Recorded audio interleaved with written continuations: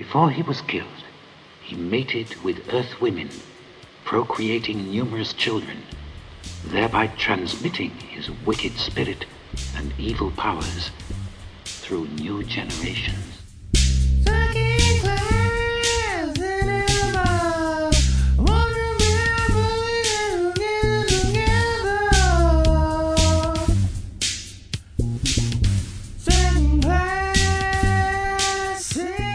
Welcome to Second Class Cinema, the show where we watch a B movie and immediately discuss. I am Tom. I'm here with Brittany and Eric. Hi. I'm tired. It's a late night. It is. We've spent a long time getting to this point in our day.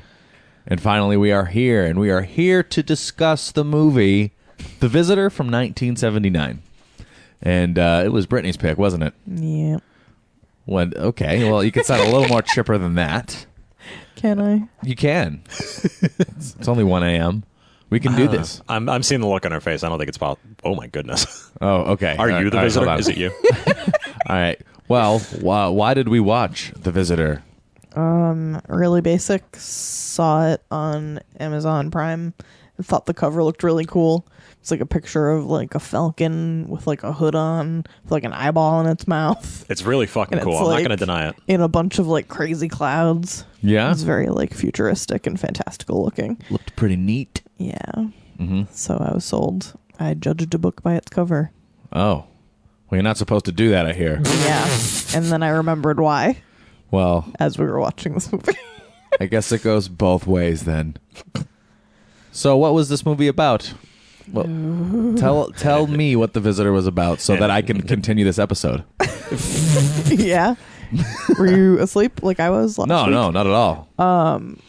Okay, so this movie is basically about a group of futuristic space cult people who go to Earth to locate the offspring of a dead tyrant, Yeah. like villainous tyrant. He's a scoundrel. Yeah, I guess he was defeated by an army of birds. And then, but before he was defeated, he mated with Earth women, and they had his offspring who have like crazy supernatural powers. Okay. Yep.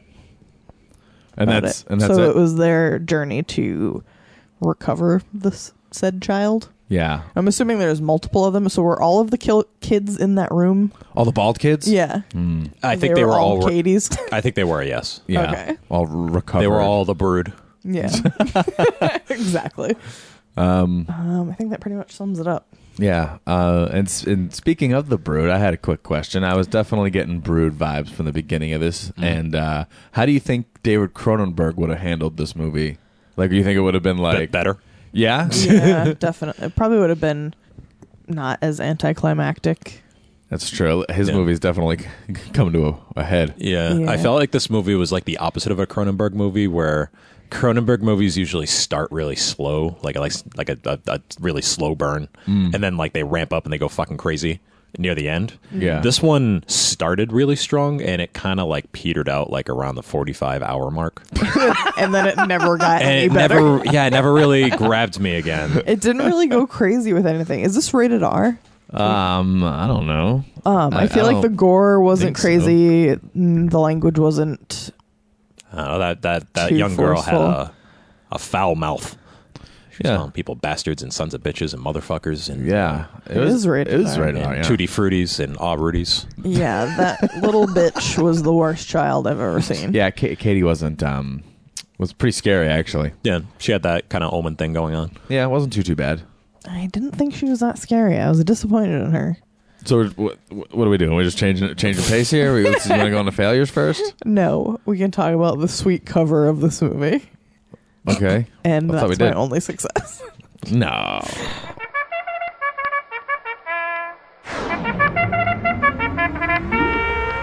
Okay, you clowns, cut the crap. No, the opening scene was kind of captivating. Yes. The exposition dump scene. Yeah, Yeah. because typically those are really ineptly handled and just so forced. Yeah. But Bleach Blonde Jesus was actually like pretty captivating as he was telling the story of Scene, who was like the villain, and his fight with the bird army. I think every single one of us was like, this movie's going to be fucking awesome. And then near the end, we were kind of like, kind of wish this movie was about the story that guy was telling. Like, can somebody make the prequel? Yeah. George Lucas, can you make the prequel to this movie, please? Yeah, that guy was like a sweet storyteller. Yeah. Kind of had me, and Yeah. then it lost me quickly thereafter. Yeah, I can see that. Those are my only 2 pluses, honestly, though. Yeah. Yeah, that entire opening scene was pretty cool. We also had like a bunch of like really early like low tech green screen type things going on. I don't know if it was green screen, if it was like I think they realized that the technology wasn't quite there yet to like do a really realistic green screen placement. So they did it in the context of like a really weird like dream or like some sort of like portent. I don't know. Yeah. Where this I guess the closest thing we can say to like the lead good guy, like some Yeah. sort of god analog, like this old man named Jerzy. is I guess envisioning that Katy is one of those offspring of Satan. What? I know, it's real man. deep shit. And they're like in a cloudy snowstorm. Yeah, and like she's all creepy and shit. I don't know. The whole thing was like really just. They did really good work with the technology that they had, and I think they used the fact that the technology wasn't there yet to their advantage, and I think that's always really cool when they can do that. Yeah, I feel like you can say that about a lot of the way the movie was handled. I thought it was technically achieved well. For sure. I thought that part was really cool, but then I felt like they never utilized any of that at any other point. Like, I feel like the rest of the effects were kind of weak. And there really wasn't Yeah. much else to do besides like bird stuff, and there was yucky eye stuff, Yeah. which is grosses me out every time. Yeah, I had a feeling the movie was going to take a stiff turn away from that when right after that scene, it's a basketball game in Atlanta, Georgia. Yeah. That's right. There were a lot of sick mustaches in that scene, though. That's a success for me. Oh, that's good. Yeah. That's good. And anything else for positive notes? I was one of the things that I did want to talk about was the score for it, and Yeah, that was one of my successes too. I think it was. I don't know. It started to like really wear me down though towards the end. They definitely they went to the same track way too many times, like the main theme. Yeah. And I feel like if they had composed more pieces for this movie, it would have been a lot better. But the way that they presented it was really cool because it was all like montagey stuff. Yes. Set to this music, and it felt like a very early adaptation of this idea where you can like do stuff in the form of a music video, but in the form of media that isn't a music video. Like before that got popularized. Definitely. Very cool stuff. Yeah. I thought some of the music was cool, but then I felt like some of it was misplaced also. Like during the mom Barbara's surgery scene, the music sounded like it should have been like cops and criminals like chasing each other through alleys. Yeah. I was like, this feels strange. So Was it like a little funk rock in there? Funk rock. Oh, I'm sorry. that's the weird thing about 70s movies is I feel like they don't know what they should stop doing that's traditional film fashion. Like there are all these, things developed that I think were just used commonly from the 20s to like the 60s. Yeah. And the 70s as like everything's kind of changing, but like they're like, wait, well, do we stop doing this or do we stop doing this thing? I don't know. And so they use these music tracks. I feel very old. You know what it reminded me of? Knife Chase. Yeah, the Tom Waits song. Yeah, it's like exactly like that. I was like, this is different. Yeah. No, it definitely did. Yeah. I mean, it worked when there were like detectives on screen, not so much during the weird abortion scene. Yeah. Yeah. Very strange stuff here. I don't know. The movie kept me captivated for like the first hour. I felt like it flew for the first hour, and that was originally a success that I had written down. Yeah. But then the last 40 minutes really dragged on me. Slowed to a crawl. Yeah. Yeah, it definitely did. But I feel like I did like this movie, and I feel like if I had seen this movie, if I know this is At say 4 in the afternoon. maybe not. But I feel like we say this a lot. But like if I had seen this movie at a younger age, I feel like I would have been like, "Whoa, look how Thought cool!" it was cool or something. Would have thought it was a little cooler than I do now. There's a lot about it I didn't get. This is a very confusing movie. Like all the stuff on the roof when he's like signaling to space with his light show when or he's whatever playing pong on a roof. Fuck was happening. Yeah, it was very, very strange. Yeah, this was. I mean, I personally feel like I missed the message of the movie.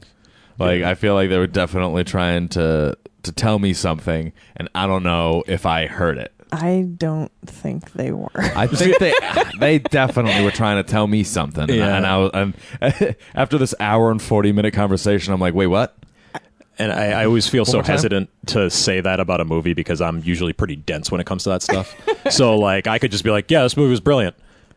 It was trying to tell me something. 5 out of 5, Holy Mountain. Oh, never say that. Yeah. I feel like the writing was just weird. I feel like they undid a lot of things that they set up. Like how Jerzy was trying to get Katy and take her back to where he came from so he could make her not evil. So he had so many opportunities to just like grab her and go, and then didn't take them. And then seemingly he waited until she like pushed her mom through a fish tank and like put her in the hospital to then be like, okay, time to go now. But then no, she was in a mental hospital and then escaped and then like attacked her mom again. And then finally an army of pigeons like came and killed her. Only they didn't. They only killed the evil in her. Like what? What does it even mean? Yeah. I feel like they just set up so much stuff and then like backtracked on it. I don't know. Yeah. I felt like there were so many opportunities to advance the plot and like do something interesting, and instead they were like, no, let's just undo all the stuff we did. Yeah. And then do it again in 20 minutes worse. That's kind of another failure, like, well, sort of another failure I have is that this movie will follow a character for like a good 20 minutes, like the detective or like Lance Henriksen, and then just like cut the brakes on that character entirely. I was like, oh, this detective guy is trying to figure out, you know, how a gun got planted in Katy's birthday presents and how, you know, her mother got shot. Yeah. And he's like investigating this case. And then he gets killed by the birds. And like that plot thread's gone. Like there's no more investigation. Like we never find out anything about how the gun got planted there, nothing. And then now we're following Lance Henriksen, who is being tasked by like some shadowy syndicate to impregnate Katy's mother, Barbara, so there could be like another Katy like omen type child for the forces of evil. But then like they just say, no, Lance, you suck at getting laid, you're done, you're off the case. And then like Lance disappears out of the movie until the very end. Third act. And I'm like, did Lance just get written out of this movie because he can't get laid? What's going on here? Like, I thought he was. I was like, oh, this is our main character now. Like, we're kind of following him for like a good 20, 25 minutes. I think. Like, and then he just gets written out of the movie, and now we're following mostly Barbara at that point. And yeah, we follow her on and off. Yeah, and I mean, by that point, I was like, okay, well, I've already got invested in two characters, and it didn't pay out. Why do I care anymore? And I think that was like right around the hour mark. Like, yeah, that's a good point, because I also felt like this movie I got lost. So like this movie was taking too many lefts and rights, and I kind of fell behind. But like I don't know if that was on me. I don't know. I feel like if we went back and combed through the details of the movie, it would be fine. Yeah, I have a hard time. Like I said, I have a hard time getting judgy with movies like this because I'm not the smartest movie watcher. So yeah, that's there too. I was disappointed in Katy's like powers. And Katy, like, let's talk about Katy. I fucking hate Katy. First of all, she was awful. Poor Barbara just spends the entire movie being antagonized by this little twatty.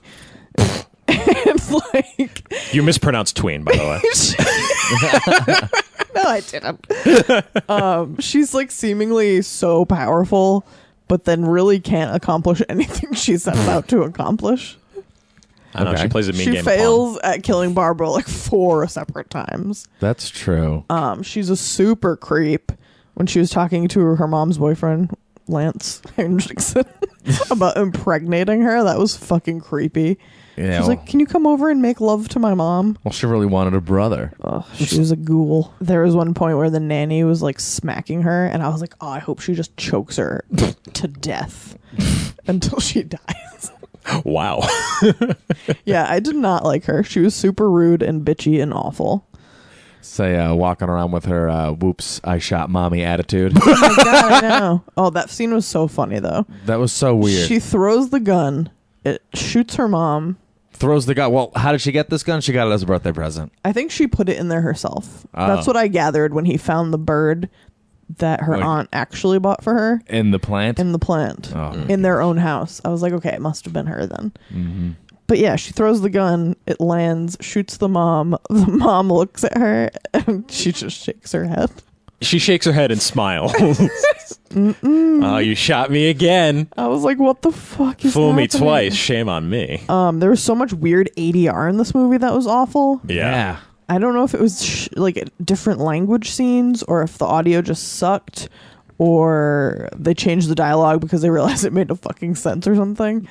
That's what I feel like it was so off and like scripted over that it was something got lost and they had to go and change it and change the story with it. Yeah. Like the doctor guy, Sam, was it? That Barbara goes to see for her abortion. Yep. Oh yeah, Barbara needs an abortion because she gets abducted by the shady syndicate and impregnated. Yep. That happened. Yeah. That weird alien scene where 18-wheeler abducts her. Like what? An 18-wheeler with like 40 headlights. Yeah, that was... Yeah, she goes to meet that guy Sam for her abortion. I feel like we have no idea what that guy's voice actually sounds like. No. Because all of his lines were ADR. Yeah, who knows? The ADR took a complete shit during that scene. Because it wasn't amazing to start with, but then that scene, just everything was off. Yeah. And Barbara, I mean, I'd say the acting in this movie was pretty good. Yeah. And like the acting took a shit in that scene, like really bad. Especially Barbara's character. I didn't get the name of the actress, but she seemed pretty good. For most of it. And like just that scene, just everyone was off. I don't know what happened. Yeah. Very weird. For sure. Anything else for failures before we transition to favorite parts? Well, if we don't have any other failures, I would like to introduce my new context for successes and failures, which I'm going to call the arbitrary rating factor 1990 or ARF 1990. The ARF 1990. Yes. And today's ARF 1990 subject was headbutts. Yes. So what does that mean? There were no headbutts in this movie. That is a failure in my part. Okay. Okay. I determined that before this movie started, there should be a headbutt. And that would be a success. There were no headbutts, and I was very disappointed. And that's what the ARF 1990 represents. You pick one thing before the movie. Mm-hmm. I'm feeling headbutts today. And then you really hope for a headbutt, and then that would automatically propel a movie to a higher rating. Yes. Okay. And I believe my gun instinct says that this comes from when me and a coworker watched November Man with Pierce Brosnan. I know how you feel about Pierce Brosnan. But for some reason, before the movie started, we were like, you know, I feel like I've never seen Pierce Brosnan kick someone before. So, like, if Pierce Brosnan kicks somebody in this movie, we're going to drink. And he kicks, like, 17 dudes in that movie. And we got trashed. And I have a feeling he watched it beforehand, and he was playing a trick on me. That sounds right. That's a good prank. Yeah. I'm going to try that once. With someone else that hasn't seen The November Man. That's good. So, yeah, we'll talk about an ARF, and this movie didn't do it. No ARFs in this movie. No ARF 1990s. Right, not. So favorite parts? Yeah. I do have one favorite part. What's your favorite part? I would say, okay, so there was this pretty, strange scene in this movie where Katy was at the ice rink. Yep. And so, and she's a very athletic girl. She's good at gymnastics and she's good at everything. Basically everything. She's a supernatural demon. And she has powers both natural and supernatural as described to us. Exactly. And so I'm not quite sure how it gets all stirred up, but there are these boys at the ice rink that are then chasing her around the ice rink. I don't know if I think she made them like fall down. Is that what happened? Like fall into each other or something like that. She knocked them over. But I didn't know if they were sexually starved or if they were just like we got wronged. Wasn't quite sure, but I think it was a we got wrong thing because I think she was skating the wrong way around the rink and she fucked them up. I think that's what happened. I wasn't paying close enough attention, so I won't fault the movie. Like I said, I can barely pay attention to most things. I shouldn't be on this podcast because it's about movies. Yeah, and I think she had fucked with them in some way. Okay, well, so she's dashing around the ice rink and avoiding all these boys and making them like run into each other and do all this other stuff, and then all of a sudden she gets hooked up with two of them, and she starts spinning and spinning and spinning around. And I didn't know this movie was going to go this far, so she spins them around, and then they get flung out of the ice rink through like a restaurant window. Yeah. Like I don't know what this restaurant was, but those guys had to have gotten flung pretty far. Yeah, it was like an ice rink in a mall. Yeah, and they got flung through this window, and I was like, okay, well, that was great. And then it took like another step in a better direction, because the shot after that was her just nailing a double axle and then a freeze frame on it. That was so weird. And then it moved to the next scene, and I was, okay, that was awesome. That was also one of my favorite parts. And another note, just generally on the whole movie, kind of based on that freeze frame, is I felt like every scene of this movie was the end of the movie. Like they could have ended this movie 40 times. Yeah. And every scene felt like it was just like, that's it. All right, that's it. We're done. We're done. I don't know if they just kept adding stuff like to the script or just to the. I don't know what happened. This movie is an anomaly. 3D movie maker style. You just keep going until you get bored. The ice skating was weirdly captivating, but the freeze frame did make me LOL. Yeah, no, that was awesome. The eye pecked out when the detective got his eyes pecked out by her bird. That's gross. And his car flipped a bajillion times and then blew up. That was pretty cool. That was awesome. Yes. That was a really... I mean, I guess it doesn't really qualify as a car chase. It's kind of disturbing. Yeah. Although when people get like their eyes pecked out by birds, I'm always like, really? I would snap a bird in half. Yeah. Like, let's be real. Would you? I would. Okay. Would you not? Well, I mean, I've eaten chicken wings before, so it can't be that hard. Like if your life was at stake. well, you said don't the think same you thing could- about the rats too. You feel like you couldn't snatch a bird? I'm killing rodents left and right. I'm not going down like that. Yeah, I'm not going out like no punk bitch. I know that would be that'd be disappointing to go out like that. Show courage in the face of rats. I actually really liked the beginning when it was that weird overlay of imagery with the snow and Jerzy. Oh and yeah, Katy was like dressed in robes, and then slowly like her like robes started flying off. yeah. There was snow, and I thought it was so creepy and cool because her face just looked like it was like covered in snow and ice, and she was just staring at him, and her eyes were open, and you could see like big flakes of snow landing on her open eyeball. yeah. And like she just wasn't flinching. She was just like staring at him with her gray like replicant Blade Runner eyeballs. And it was just so creepy. So I thought that was pretty cool. That is a really good way to demonstrate, like, very subtly how not human she is. Yeah, Yeah. I was like, ew, snow is hitting your open eye and you're just leering like a ghoul. Flinch, please. Yeah, it was disgusting.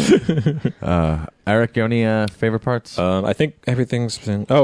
during the scene where the detective is being attacked by the birds while he's in his car, he completely nails a motorcyclist, and the stuntman for that shot was on fucking point.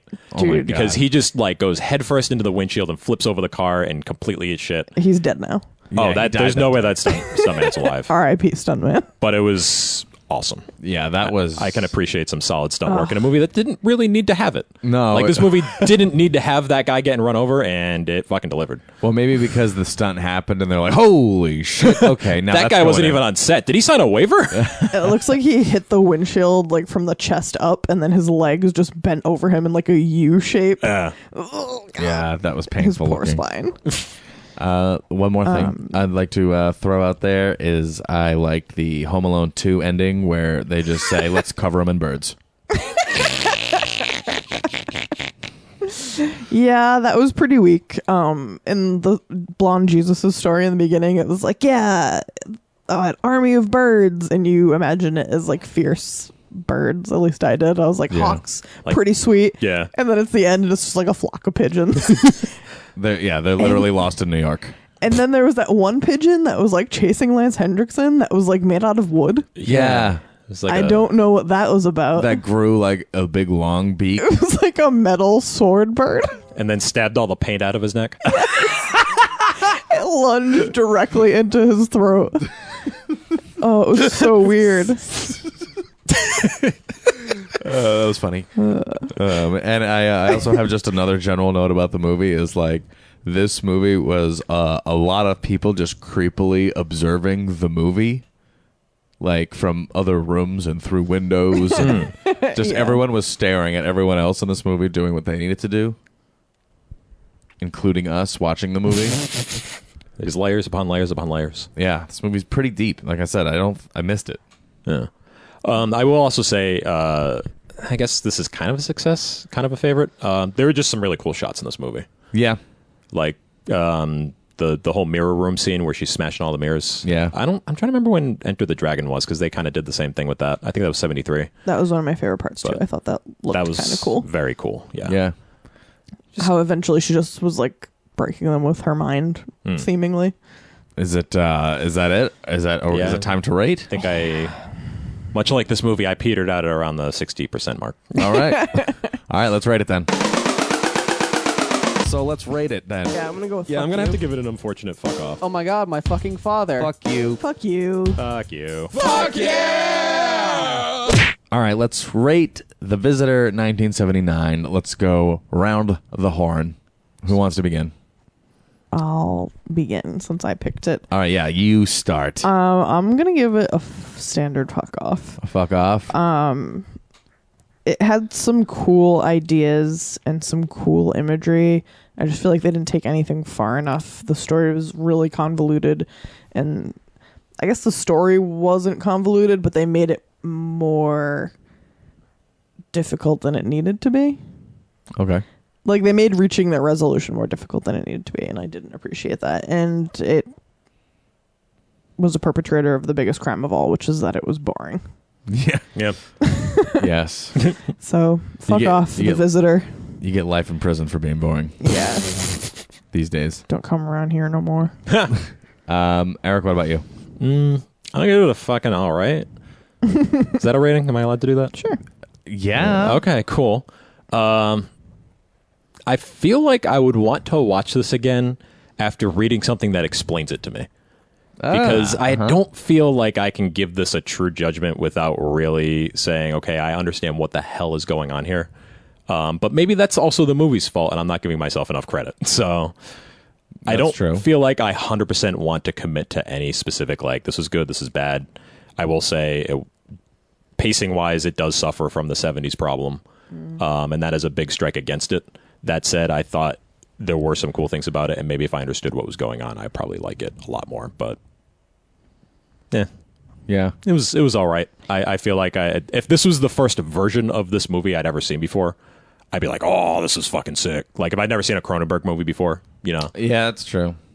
So Yeah, I buy that. I'm gonna give it a fucking fine because I feel like I did like it, and I think I liked more of it than I didn't like, but it did have a lot of draggy, boring parts, which I guess if I'm being a shallow human being, I'm just I'm offended by. No, you're a film. You should be entertaining me. And if you're not, then you're failing at your job. Well, yeah, you should be entertaining me, or you should be making me think. Yeah, either compelling storytelling or awesome special effects. And they're not; those things aren't mutually exclusive. Like, I can be both thinking and entertained. Or humor. Yeah. Like some variety. It was just very flat for me. Yeah. Which is weird considering the content of the story. It was rather fantastical. Yeah, I mean, they did it. They had some really cool ideas, and I mean, I know this comes out of us a lot, but they just make it a little shorter. Yeah, I want everything in my life to be. Everything needs to be shorter. Everything takes too long. yeah, I never complained that something was too short. Yeah, and if it's too short, guess what? I'm just starting it over again. I'm just gonna do it again. Yeah. So, lesson learned. Any final thoughts, guys? Any final thoughts on The Visitors? This was a tight episode. We were pretty short about it. Yeah. I mean, it's pretty late. A whole lot to say. Yeah, I mean, Didn't really make much of an impact on me personally. no. Certainly no Deathstalker 4. Not like That's The for sure. Witch. Do you want to talk about The Witch? Yes, we saw The Witch the other night, and that turned out really good. Yeah, I really loved it. What was it about? It's I haven't seen it. It's kind of like a dramatic period film that happens to be a horror movie. Takes place in like 1630 New England folktale about a family that's like outcast from their puritanical like plantation, and they have to go live like out in isolation, and they settle like on the edge of these woods where some creepy shit goes down. Yeah, it's Cool. Very well done movie. Very traditionally Beautifully shot. creepy. Yeah, beautifully shot. Like, that movie was just all things go. Yeah, it's a slow burn a little bit, and But a very satisfying movie to watch. Like, I was satisfied. oh yeah, I thought it was awesome. I give The Witch a fuck yeah. Oh yeah, When we left. totally. Don't go expecting jump scares and obscene amounts of gore, because you will be sorely disappointed. I mean, we talked about that movie pretty much for like the rest of the night after we saw it, and then we woke up this morning and we kept talking about it. We did, like, standing around drinking our coffee. Just well, then this happened. Yeah, and just all the reasons why. So, I mean, it definitely gets you talking and gets you thinking. You want to watch it multiple times. Yeah, it was very kind of a throwback to, like, movies like Rosemary's Baby, where they really build that drama and suspense and tension. Mm-hmm. Success. Yeah. Second-class recommendation. Yeah, go see The Witch. For a first-class movie. Yeah. All right, so that's it then. You've been listening to Second Class Cinema. We watched The Visitor from 1979, and overall, it was okay. It was a movie. Pretty boring, and that happened for us. So there was a couple of kind of funny, weird parts. It wasn't amusing. Short. Yeah, it wasn't short. We didn't love it. If you like more information on Second Class Cinema, head on over to Facebook. Facebook.com/Second Class Cinema. You can listen to us wherever you're listening to us right now, and you can also find us on Stitcher, iTunes, TuneIn Radio, secondclasscinema.com, and followingfilms.com. We're on YouTube, Twitter. Reach out to us, subscribe, rate. Do whatever you got to do out there. That's it. Good night. It's pretty early in the morning for us. Good morning. Good morning. Good morning.